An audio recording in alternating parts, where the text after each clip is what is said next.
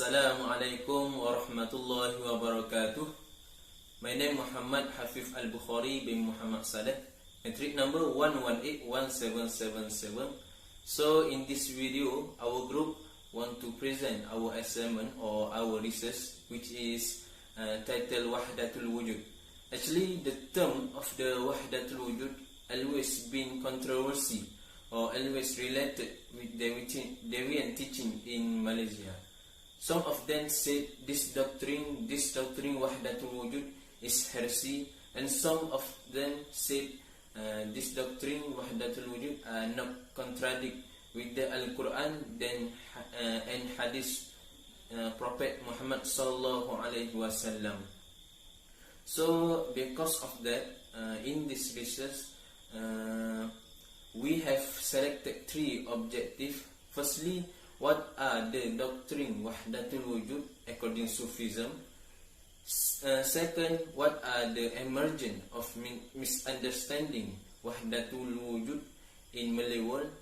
And third, what are the difference between a true Wahdatul Wujud and wrong Wahdatul Wujud according to Sufism? So firstly, we start what are the doctrine of Wahdatul Wujud according to Sufism.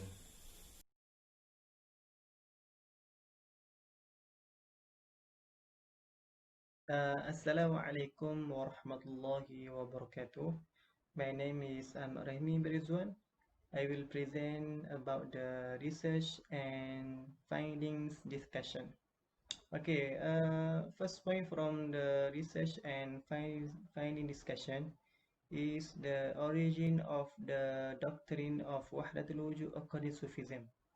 Okay, firstly, some researchers of the issue of Wahdatul Wujud are ignorant of the discipline of knowledge that give insight into the meaning of Wahdatul Wujud.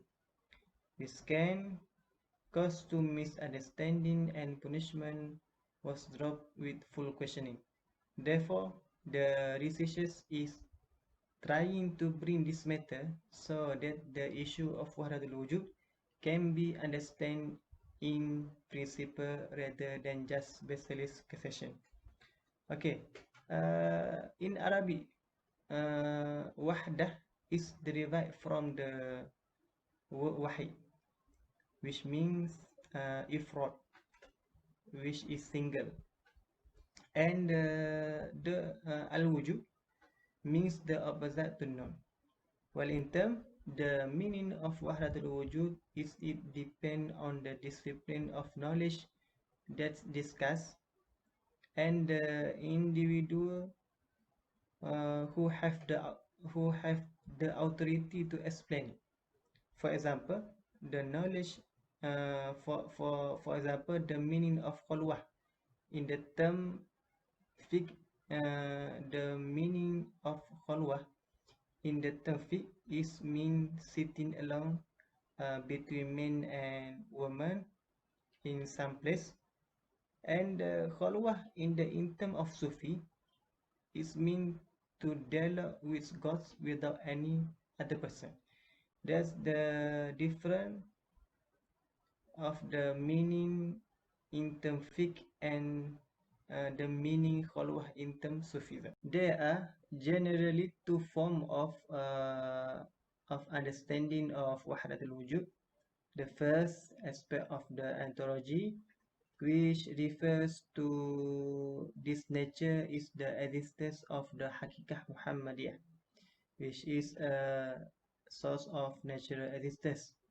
The Hakikah Muhammadiyah relationship to the diversity of its natural existence is limited to a single seed, which is the source of many forms of existence, such as leaves, branches, fruit, and so on.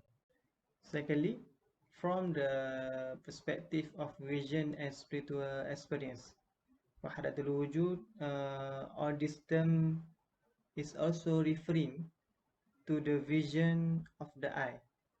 All the existence in this world or nature is coming from Allah without ittihad and hulul, also did not live Shariah law. This also have been divine, that the existence of Allah is the real one, which is wujud hakiki, while the existence of this nature is majazi. The existence of this nature is because of Allah, because He is our creator.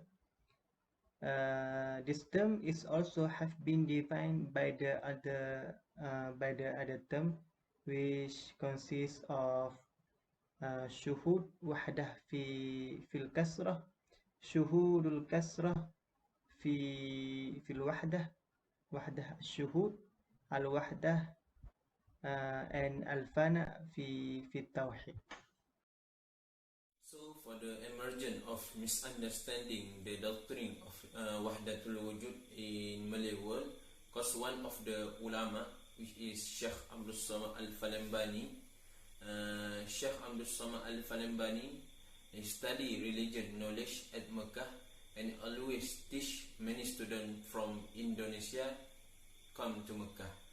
So they go back to Malay world and speak the thought of fikrah Sheikh Abdul Samad Al-Falembani in Malay world. Because of that, the word from Sheikh Abdul, the book written from Sheikh Abdul Samad Al-Falembani have been referred to the Muslim in Malay world. So one of the great book, or we call magnum opus from Sheikh Abdul Samad Al-Falembani, which is Sayrus Salikin ila Ibadat Rabbil Alamin. One of the content of this book discuss about the doctrine of the Wahdatul Wujud.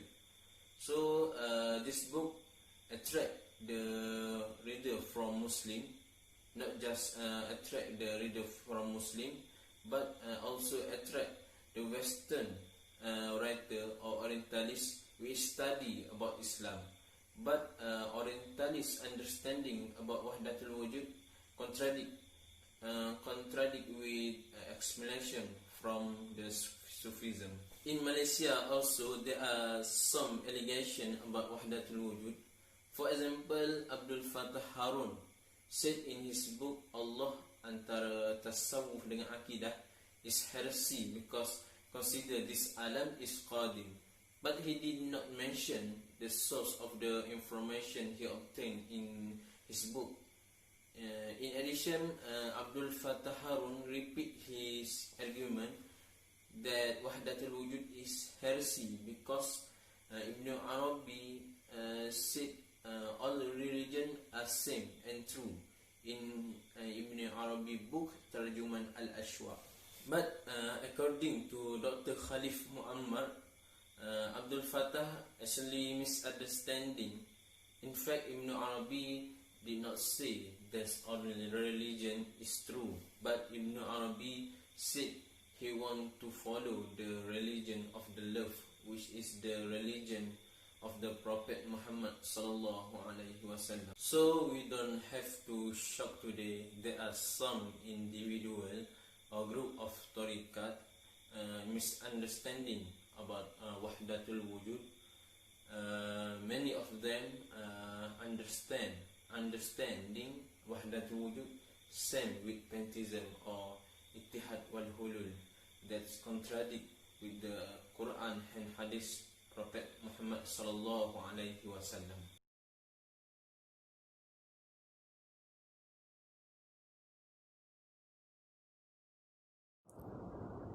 Okay, as you can see in this slide, there are 7 clouds represent 7 dignitaries of the concept of Wahdatul Wujud that are argued by the Sufis.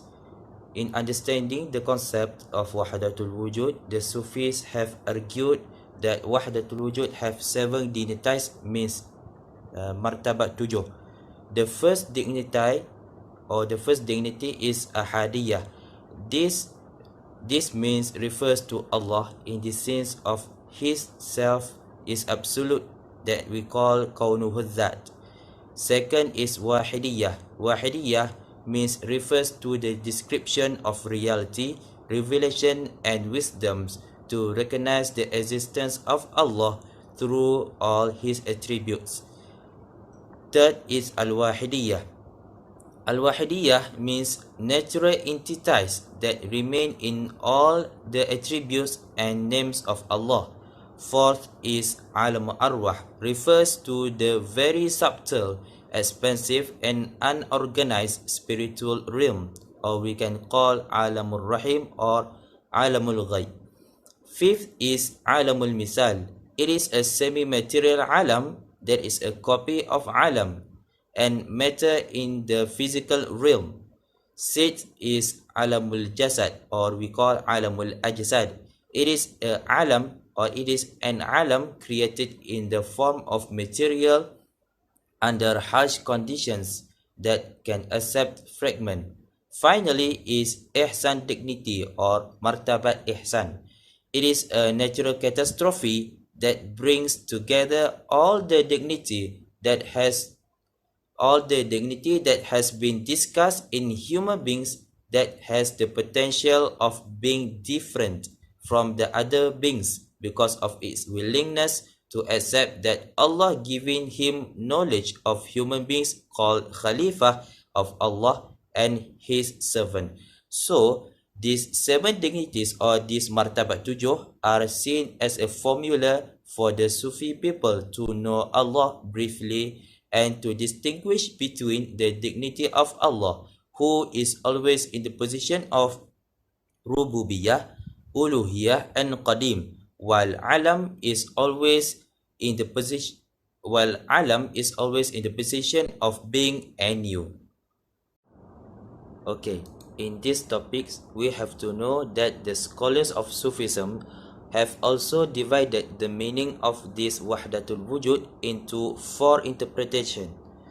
As you can see in this slide, there are four interpretations of the meaning of Wahdatul Wujud that have been interpreted by scholars of Sufism. There are four interpretations. One is the oneness of Allah, different with existence of Alam. What is the meaning of that? It means the whole of this world comes from the knowledge, the qudrah and the rules of Allah. It means from the planning and irada of Allah. Second is existence of reality. Qadim and Azali is only Allah, while the existence of new or mumkin is called this alam. It gives the sense that original alam begins with nothing and exists by Allah, and is in the position and power of Allah. Third, the oneness of this alam comes from only one source of existence, we call Haqiqah Muhammadiyah. And fourth is the unity of Allah with the alam for al-ittihad wal-hulul, or we call pantheism. Okay, let's focus this. The first and second interpretations still hold the principle of distinction between Allah as creator and alam as being.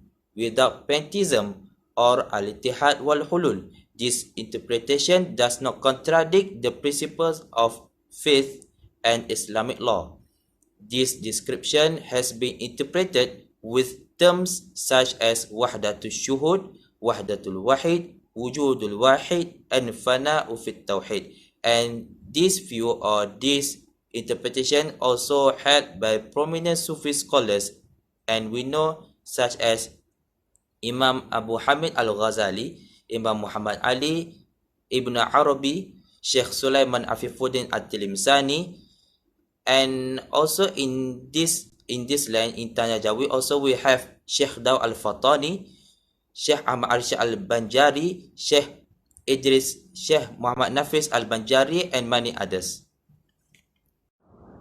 Okay, we move to the conclusion. From the analysis before, it can be concluded that the first, second, and third interpretations can be categorized as beliefs or flows of Wahdatul Wujud al-Muwahhidah that are true and acceptable, while the fourth interpretation can be categorized as a form of Wahdatul Wujud al-Mulhidah, which is wrong and contradict with Quran. and hadith and teaching of the Prophet Muhammad sallallahu alaihi wasallam. So this opinion was rejected by the scholars because of the elements of pantheism or al-ittihad wal hulul and left of Islamic beings. So ideologies of pantheism, as we know, or al-ittihad wal hulul by the scholars of ilmul fiqh, ilmul kalam, and ilmu Sufism knowledge, say that it is false, disbelieving, wrong, and whoever believe the false interpretation can lead to kafir zindiq wal billah. So that's all from us for this presentation. Wallahu alam.